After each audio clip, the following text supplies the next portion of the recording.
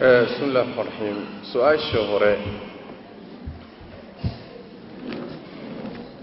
تقريبا واحد متقوله ما ويديني سوقاتكم حلال بمس وحرام واحد مديني فهنسنتها إنه حرام مركزها إسكوسي لجوين ماي العقد كالصباح ذي هدي للسي وما كو قرع السنكرته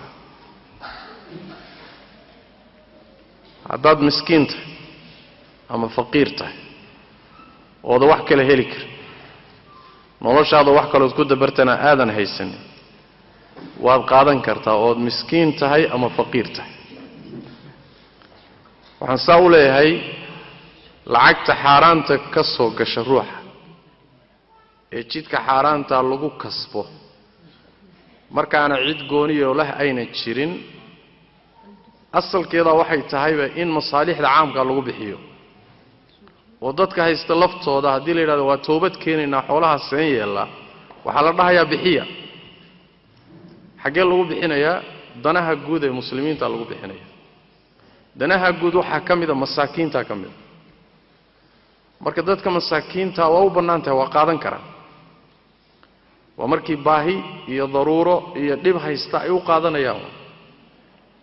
laakiin adiga waxdana waxa ka muuqata inaana gaajana ku haynin oonad arradnayn kira gurina aadan ugu baahnayn caafimaadna aadan ugu baahnayn laakiin ganacsi ugu baahanta ma ku ganacsadaa baa warkaagu ah hadday masaladu tahay ma ku ganacsadaa maya waa uma qaadan kartid inaad ku ganacsato laakiin waxaad u qaadan kartaa inaad miskiintahood baahan tahay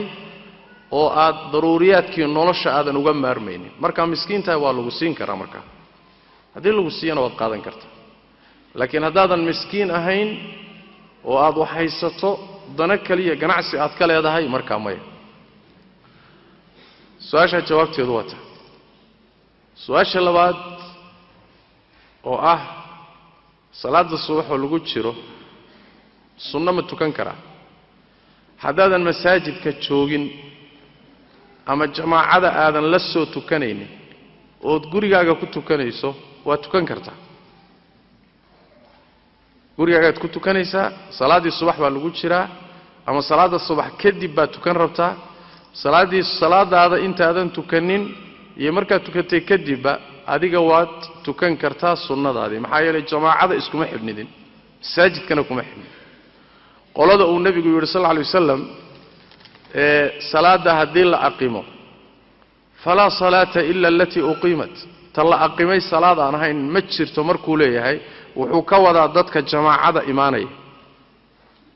تلا أقيمي وين مركز جلان أما السوق قادان الصلاة كلمة قلي كران لكن روح عن جماعة كسر حرنا إنه ملك لو كنت كنايا